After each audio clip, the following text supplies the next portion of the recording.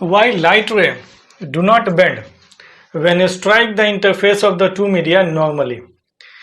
यानी इसके लिए हमें दो मीडियम लेना है. When light ray एक मीडियम से ट्रेवल करते हुए दूसरे मीडियम में जाता है और ये जो सरफेस को the surface which separates the two media normally यानी एट 90 डिग्री अगर स्ट्राइक करता है तो no bending of light takes place, यानी change in the direction of light नहीं होता है. हाँ, अलोंग इट्स ओन पाथ, अपने ही रास्ते से सीधी लाइन में होकर लाइट निकल जा रहा है. तो ऐसा क्यों होता है? जबकि व्हेन लाइट रे ऑब्लिक होकर, है ना, डेंसर टू रेयर ट्रेवल करे या rare medium to denser medium travel करे. यहाँ ग्लास मीडियम लिया गया है ना, दैट इज डेंसर मीडियम, और यहाँ पर एयर लिया गया है. ठीक है, तो optically denser medium to rare medium travel हो ऑब्लिक होकर या rare to denser medium travel light करे ऑब्लिक होकर यानी टेढ़ा होकर, तो वहां पर आपका बेंडिंग होता है. लेकिन रेयर टू डेंसर या डेंसर टू रेयर, है ना, अगर लाइट रे परपेंडिकुलर होकर के 90 डिग्री यानी नॉर्मली होकर अगर इंसिडेंट करता है तो बेंडिंग नहीं होता है. क्यों? तो सी हियर, इसके लिए हमें एक सरफेस लेना होगा. यानी सरफेस यानी ये एस जो यहाँ पर एस डैश रिप्रेजेंट हो रहा है, ये लाइन, ये एक्चुअली सरफेस को रिप्रेजेंट कर रहा है. इट रिप्रेजेंट द सरफेस यानी interface which separates the two media. इसके ऊपर आपका एयर है, इसके ऊपर एयर है, और इस सरफेस के नीचे आपका क्या है? ग्लास मीडियम लिया गया है. ठीक है, तो जब when it strike normally, normal होकर स्ट्राइक कर रहा है यानी 90 डिग्री, तो ये बेंडिंग नहीं होता है. क्यों? अब यहाँ पर देखिए, लाइट रे here it is a surface. इसको समझने के लिए जरा सा यहाँ पर 90 डिग्री होकर स्ट्राइक किया. अब इस लाइट रे को इधर निकलना है, इधर निकलना है, तो नॉर्मल के रिस्पेक्ट में इसके पास बहुत सारा ऑप्शन है.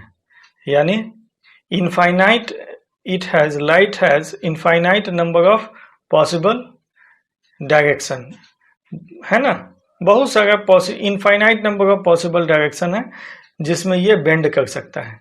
ऐसे कर सकता है, ऐसे कर सकता है, ऐसे कर सकता है, यानी ऐसे ऐसे.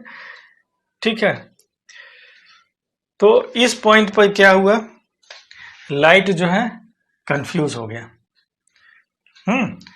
तो इसके कारण ये जो है अलोंग इट्स ओन पाथ, ये अपना पाथ चेंज नहीं करता है. No change in the direction of its path, तो it enters into the second medium along its own path in straight line. वो स्ट्रेट लाइन में ही जाकर ट्रेवल कर जाता है. ठीक है, तो यहां पर change in speed of light आपका होगा. अब एक क्वेश्चन आता है whether it is here refraction takes place और नॉट. रिफ्रैक्शन होगा है कि नहीं होगा? तो यहां आंसर होगा yes, it is a case of refraction. Yes, it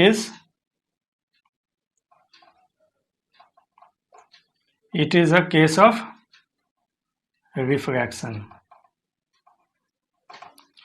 यानी here refraction is taking place. क्यों? तो here the speed of light suddenly changes. Change in speed of light यहाँ पर आपका होगा, एयर में मैक्सिमम है, ग्लास में आपका डिक्रीज हो जाएगा स्पीड ऑफ लाइट. ठीक है, अब यहाँ पर कौन सा लॉ फॉलो हो रहा है? तो लाइट जब का जो है कंफ्यूज हो गया डायरेक्शन चेंज करने के लिए, तो यहाँ पर इन दोनों केस में क्या है, जब ऑब्लिक होके लाइट स्ट्राइक करता है इंटरफेस को, है ना, तो in that very case light has two option, दो ही ऑप्शन है, अवे फ्रॉम द नॉर्मल या टूवर्ड्स द नॉर्मल. ठीक है, जब लाइट तो यहाँ पर है, स्पीड जब इंक्रीज होगा है तो अवे फ्रॉम नॉर्मल जाएगा. स्पीड जब डिक्रीज होगा है, स्पीड जब डिक्रीज होता है तो वो टूवर्ड्स द नॉर्मल जाता है. स्पीड जब डिक्रीज होता है तो टूवर्ड्स द नॉर्मल जाता है.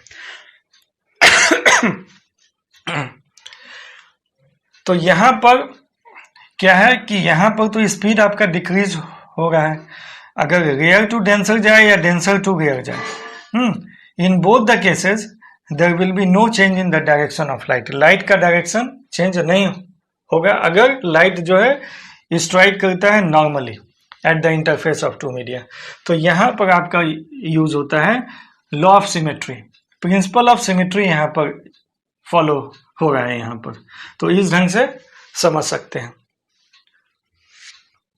अब इसमें एक क्वेश्चन आता है, जब हम फॉर्मूला कंसीडर करते हैं sine i by sine r, तो वहां पर फिर कंफ्यूजन आता है कि sine i by sine r है ना, एंगल ऑफ इंसिडेंस, यहाँ पर angle of incidence equals to 0, क्योंकि नॉर्मल और इंसिडेंट रे दोनों को इंसाइड कर रहा है, और एंगल ऑफ रिफ्रैक्शन भी 0 होगा क्योंकि रिफ्रैक्टेड रे एंड नॉर्मल दोनों को इंसाइड कर रहा है। तो यहाँ पर आपका निकल गया sine 0 degree by sine 0 degree, ठीक है। तो इसको लिखेंगे हम लोग refractive index of glass with respect to air, that is 0 by 0 आपका निकल गया, 0 बाई 0 निकल गया।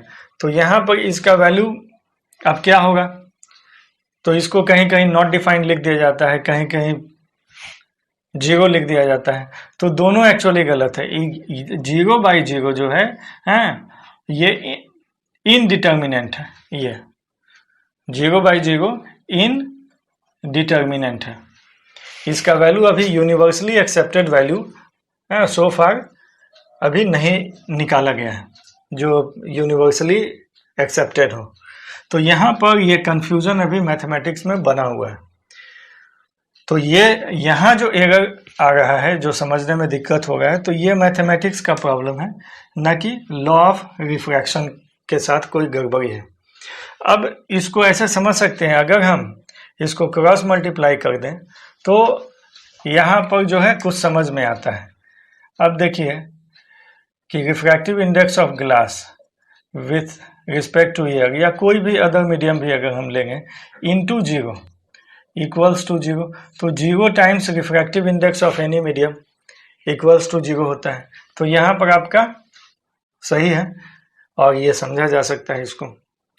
तो यहाँ पर जो कंफ्यूजन है ये मैथमेटिक्स का एरर है, इस पर ज़्यादा नहीं सोचना है। ये नहीं, इसके कारण ये नहीं हम सोच सकते हैं कि there is fault in the law of refraction. Law of refraction जो है that stands good for any two media, है ना, वो सही है। इस वीडियो में बस इतना ही, मिलते हैं अगले वीडियो में।